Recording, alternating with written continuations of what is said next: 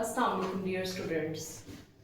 जैसे कि हम लोगों ने फर्स्ट ईयर के केमिस्ट्री चैप्टर 1 स्टार्ट किया हुआ है, तो हम लोगों ने जो प्रीवियस लेक्चर में पढ़ चुके हैं कि हम लोगों ने history of the periodic table पढ़ा। उसमें हम लोगों ने देखा कि कैसे कैसे डिफरेंट साइंटिस्ट ने क्या काम किया, पीरियोडिक टेबल में क्या इनिशिएटिव लिया। जैसे हमारे पास उसमें डुबर्नियर का, न्यूलैंड का, मेंडेलीफ, मोज़ले वगैरह का कैसे काम था। इन शॉर्ट कि मोज़ले ने पीरियोडिक टेबल को एटॉमिक नंबर के बिहाफ पे अरेंज किया, जिससे आज हम लोग मॉडर्न पीरियोडिक टेबल कहते हैं। देन हम लोगों ने इसमें फैमिलीज देखी, पीरियोडिक टेबल में ब्लॉक्स देखे कि 118 एलिमेंट्स किन किन ब्लॉक्स में डिवाइड हैं। आज जो हम लोगों ने स्टडी करना है वो है हमारे पास पीरियोडिसिटी ऑफ प्रॉपर्टीज। ये जो है इस मेन बेसिक टॉपिक के लिए हम लोगों ने पिछला सारा अपनी बेसिक्स को क्लियर किया। जब तक आपकी वो बेसिक्स नहीं क्लियर होंगी, लाइक अगर आपको फिंगर टिप्स पे वो एस और पी ब्लॉक एलिमेंट की प्रॉपर्टीज वगैरह उस वक्त तक समझ नहीं पाएंगे जब तक आप लोग एस और पी ब्लॉक एलिमेंट नहीं याद करते। फर्स्ट ईयर में आप लोग ज़्यादा एस और पी ब्लॉक अगर जिसे नहीं याद होता वो काइंडली एस और पी ब्लॉक को ही याद करने की कोशिश करें। अब हमारे पास है पीरियोडिसिटी ऑफ प्रॉपर्टीज। आज हम लोगों ने इसको डिस्कशन करना है, इसको स्टडी करेंगे और देखेंगे कि हमारे पास क्या है। सबसे पहले हमारे पास मॉडर्न पीरियोडिक लॉ। जो मॉडर्न हमारे पास पीरियोडिक लॉ क्या कहता है, मॉडर्न पीरियोडिक लॉ कहता है कि जो भी हमारे पास एलिमेंट है, अब कितने एलिमेंट है पीरियोडिक टेबल में, 118। याद रखिएगा स्टूडेंट, यहाँ पे जो हम पीरियोडिक प्रॉपर्टीज डिस्कस करने जाएंगे वो एस और पी ब्लॉक एलिमेंट की है।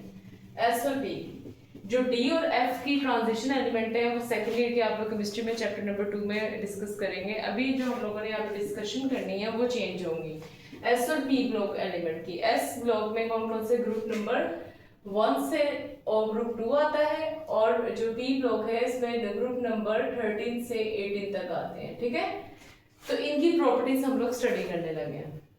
अब मॉडर्न पीरियोडिक लॉ क्या कहता है कि कोई भी हमारे पास एलिमेंट है, कोई भी एलिमेंट है, उसकी जो फिजिकल है, फिजिकल प्रॉपर्टी या फिर केमिकल प्रॉपर्टी, वो किस पे डिपेंड करेगी, वो डिपेंड करेगी एटॉमिक नंबर पे।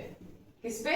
Atomic number. एटॉमिक नंबर और एटॉमिक मास का मैंने आपको डिफरेंस बताया हुआ है कि एटॉमिक नंबर किस पे डिपेंड करता है, नंबर ऑफ प्रोटॉन्स पे। ठीक है, अब हम लोगों ने इसकी पीरियोडिक प्रॉपर्टीज ना पढ़नी है। अब कौन कौन सी हम यहाँ पे स्टडी करेंगे, हम लोग यहाँ पे 1 बाय 1 जो स्टडी करेंगे जो आपकी बुक में मेंशन है।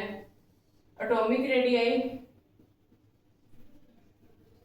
Atomic radii, ionic radii, ionic भी बोल सकते हैं आप इसको। नेक्स्ट हम लोग इलेक्ट्रोनेगेटिविटी, आयोनाइजेशन एनर्जी, पहले इलेक्ट्रोनेगेटिविटी और इलेक्ट्रॉन एफिनिटी। स्टूडेंट, ये जो टॉपिक है ना ये इंतहाई अहम टॉपिक है। लाइक इसमें से आपके कोई ना कोई शॉर्ट क्वेश्चन एग्जाम में आता है और ये इंतहाई इंपॉर्टेंट है। इसमें लॉन्ग क्वेश्चन आयोनाइजेशन एनर्जी के इस लिहाज से इंपॉर्टेंट है, तो ये इंतहाई अहम है। अगर आप लोगों के कंसेप्ट क्लियर होंगे तो आप लोग इसको इजीली अंडरस्टैंड कर पाएंगे। सबसे पहले हम लोग स्टार्ट करेंगे atomic radii. Atomic radii, atomic radii नाम से क्या जाहिर हो रहा है कि एटॉमिक रेडियाई होता क्या है कि एटम है हमारे पास, एटम और इसके इर्द गिर्द इलेक्ट्रॉन क्या करते हैं, रिवॉल्व करते हैं। जो ओल्ड डेफिनेशन थी वो कहती थी कि अगर न्यूक्लियस का आउटर मोस्ट जो लास्ट वाला जो शेल है उसे वैलेंस शेल कह रहे हैं। ठीक है, अब बहुत सारे लोगों को मिसकंसेप्शन है कि जी लास्ट शेल वैलेंस शेल है, वैलेंस शेल है। आपको इस डेफिनेशन से क्लियर हो जाएगा कि हमारे पास वैलेंस शेल क्या होता है। ठीक है, पहले जो ओल्ड डेफिनेशन थी वो कहती थी कि न्यूक्लियस का आउटर मोस्ट जो शेल इलेक्ट्रॉन है, इन दोनों के दरमियान में जो डिफरेंस होता है उसे एटॉमिक रेडियाई कहते हैं। इसको अगर आप मेजर कर लेंगे तो ये एटॉमिक रेडियाई। बाद में स्टडी की गई, जैसे हायर स्टडी में गए, इलेक्ट्रॉन तो हम लोग जी वेव कहते आ रहे हैं। इसकी जो डी ब्रोगली हाइपोथेसिस लाइक आप लोग फिजिक्स में भी पढ़ेंगे, वो क्या कहता है कि इलेक्ट्रॉन की ड्यूअल नेचर है, वो वेव भी है, पार्टिकल है। इट्स मीन के इलेक्ट्रॉन तो ये जो है शेल में ऐसे करके मूव करता रहता होगा। दूसरा ये कि एटम जो है इसकी कोई बाउंड्री नहीं है, ये जो है इसकी कोई बाउंड्री नहीं है, और ये प्रोबेबिलिटी जो होती है एटम की फाइंड करना किसी भी शार्प बाउंड्री में इम्पॉसिबल है। क्योंकि इलेक्ट्रॉन जो है वो इधर इस हमारे पास ऑर्बिटल में भी हो सकता है, इसमें भी हो सकता है। पहला कॉन्सेप्ट आप ये देखें कि न्यूक्लियस का वो कह रहे हैं इधर अगर आउटर बैलेंस शेल से आप ले लेंगे, उसका डिस्टेंस ले लेंगे तो हम एटॉमिक रेडियस तो मालूम नहीं कर सकते। रीजन क्या है?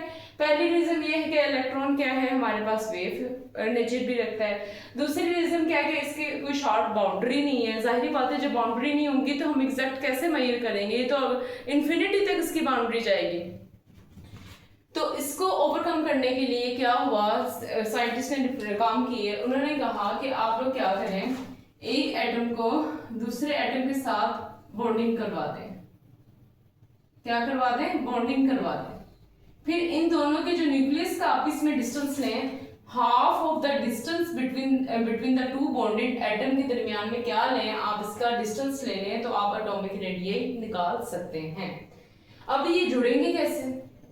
पहले क्या करें, एक एटम में दूसरा एटम, इनका आपस में बॉन्ड बनाएं, फिर हाफ डिस्टेंस इसका हाफ इसका, फिर आप इसको क्या करें, हाफ का डिस्टेंस लेने के बाद आप लोग इसका एटॉमिक रेडियस इजीली निकाल सकते हैं क्योंकि इसकी एक जगह बॉन्डिंग करवा दी है, ताकि हम लोग half of the distance between two हम न्यूक्लियस एटम के जो बॉन्डेड एटम है उसके दरमियान में लें, उसे एटॉमिक रेडियस कहा जाता है।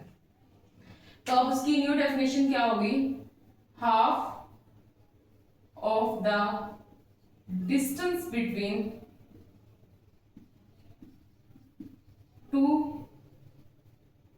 bonded atom, उसे हम लोग क्या कहते हैं, एटॉमिक रेडियस बोलते हैं। क्या बोलते हैं? Atomic radius. अब एटॉमिक रेडियस को मेजरमेंट कैसे की जाती है? जाहिर बात है अब इसको मेजर करना है तो उसके लिए कौन कौन से यूनिट इस्तेमाल किए जाएंगे? तो इसके लिए हम लोग पिकोमीटर यूनिट भी इस्तेमाल कर सकते हैं और एंगस्ट्रॉम भी इस्तेमाल कर सकते हैं। अब ये जो है, अब नेक्स्ट क्वेश्चन आता है कि इन दोनों को कैसे हम लोग बॉन्ड करवा सकते हैं। जाहिर बात है बॉन्ड भी आपने डिफरेंट टाइप के आप लोगों ने 9th क्लास में पढ़े कि कौन कौन से बॉन्ड होते हैं। अगर इन दोनों एटम के दरमियान में जो बॉन्डिंग होगी, हमारे पास यहाँ पे कोवलेंट बॉन्ड बनेगा तो ये कोवलेंट रेडियस होगा। कौन सा रेडियस? Covalent radius. ठीक है। अगर इन दोनों के दरमियान में मेटेलिक बॉन्ड बनेगा तो ये मेटेलिक रेडियस।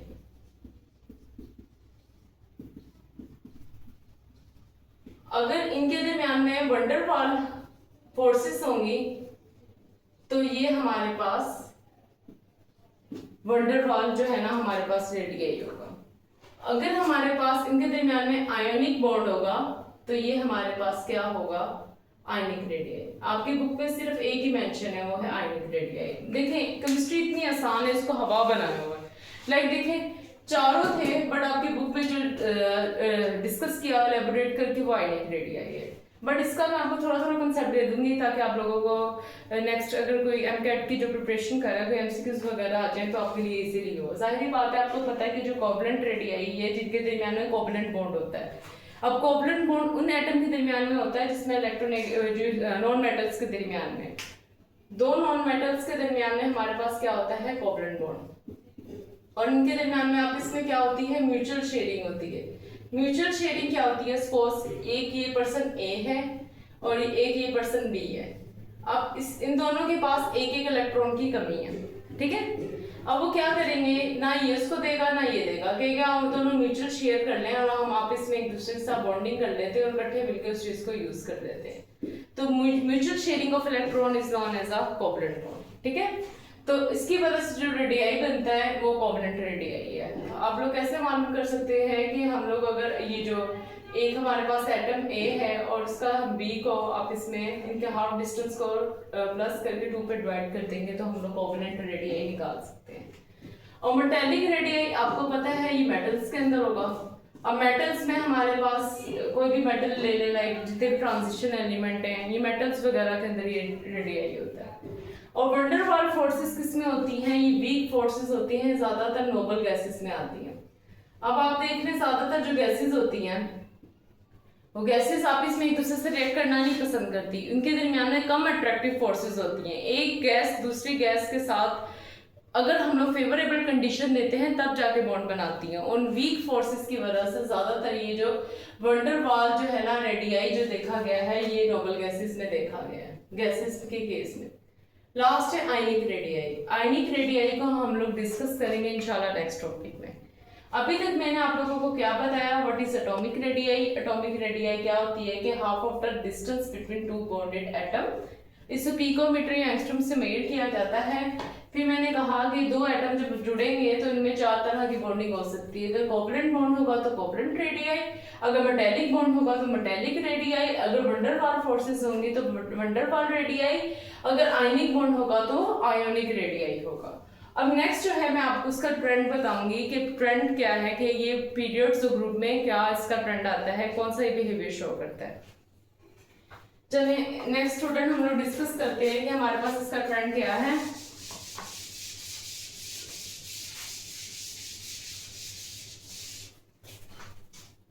ट्रेंड ये है इसका, ट्रेंड इन पीरियोडिक टेबल। पहले है ट्रेंड इन पीरियड्स।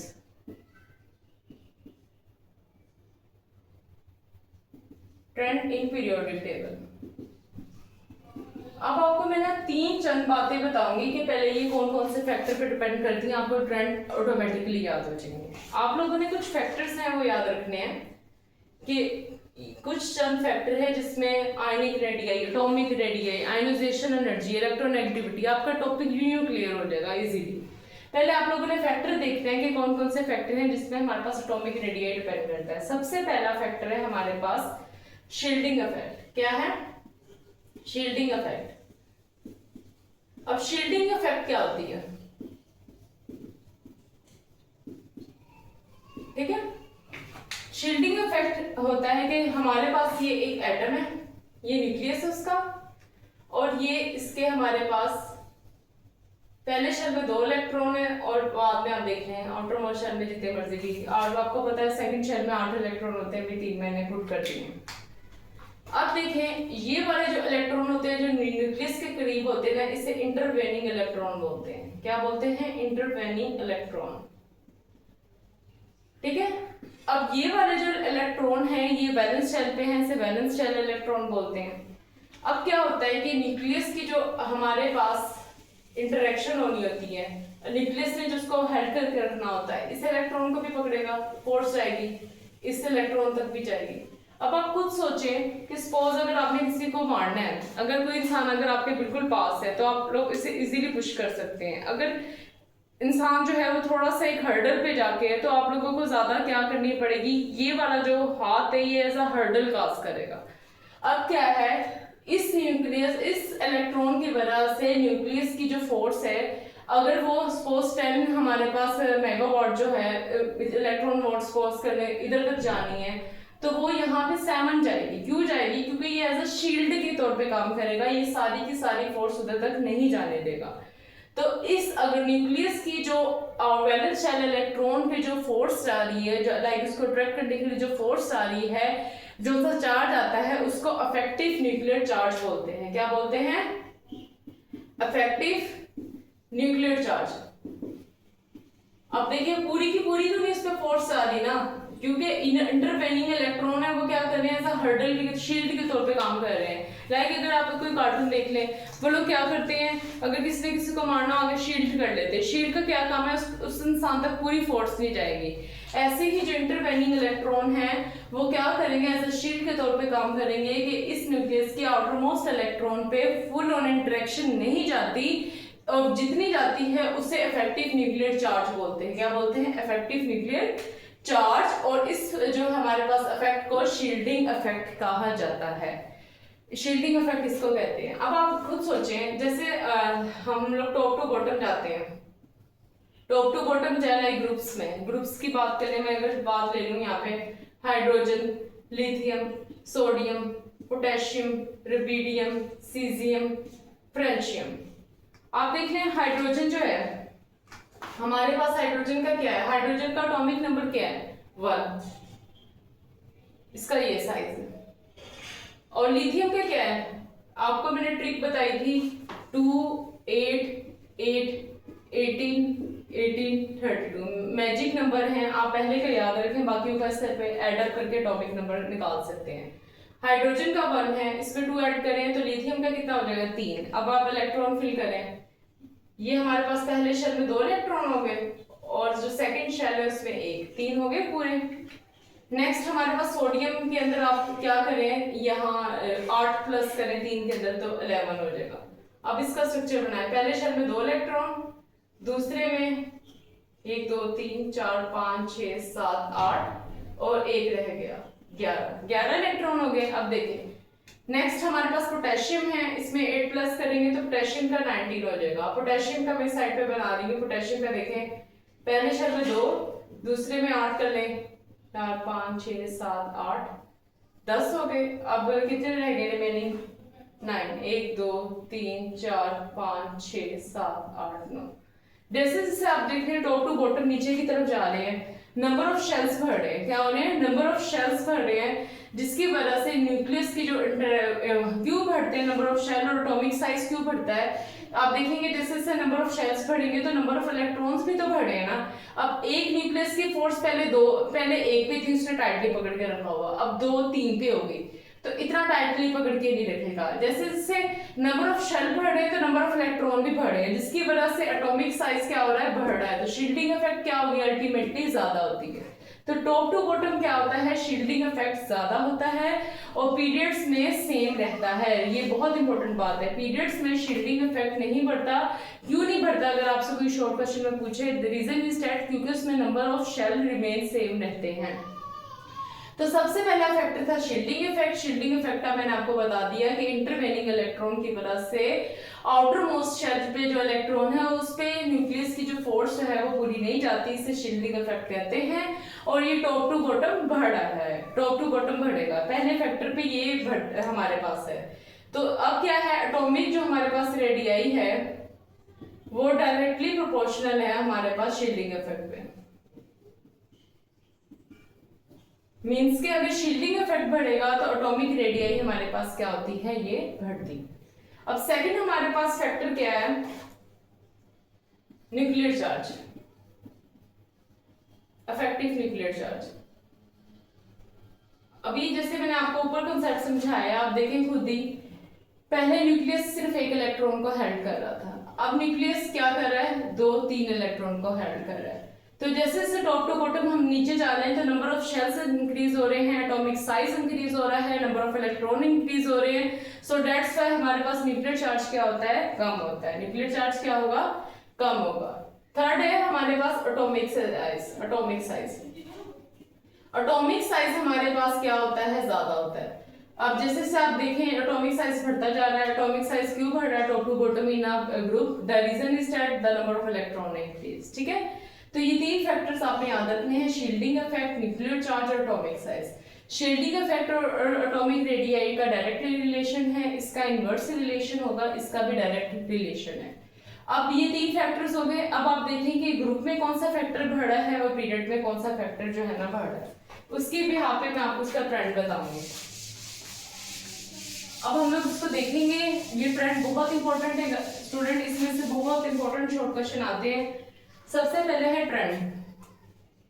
अब आप लोगों ने देखना है कि हमारे पास पीरियड्स में और ग्रुप्स में, पीरियड्स मींस के लेफ्ट टू राइट, जैसे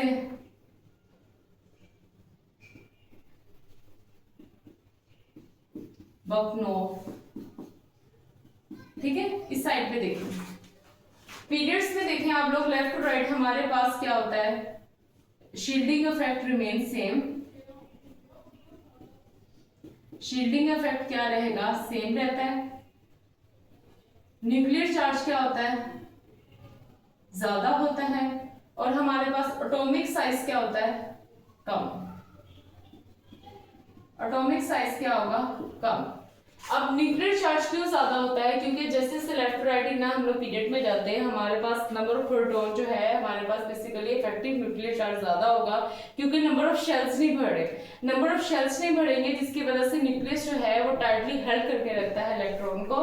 सो दैट्स व्हाई उसका जो साइज है वो श्रिंक हो जाता है, इसलिए हमारे पास न्यूक्लियर चार्ज जो है वो पीरियड्स में ज्यादा होता है। और ग्रुप्स में क्या होता है, ग्रुप्स में आप इसका उल्ट कर लें। ग्रुप्स में कैसे उल्ट करें, शील्डिंग इफेक्ट क्या होगा, भी मैंने आपको सारी रीजन बताई है, ज्यादा। न्यूक्लियर चार्ज कम। और हमारे पास एटॉमिक साइज क्या होता है, ज्यादा, एटॉमिक साइज ज्यादा थे। अब हमारे पास क्या ट्रेंड है पीरियोडिक टेबल में, जो हमारे पास एटॉमिक रेडियाई है ये पीरियड्स में कम होता है और ग्रुप में ज्यादा होता है।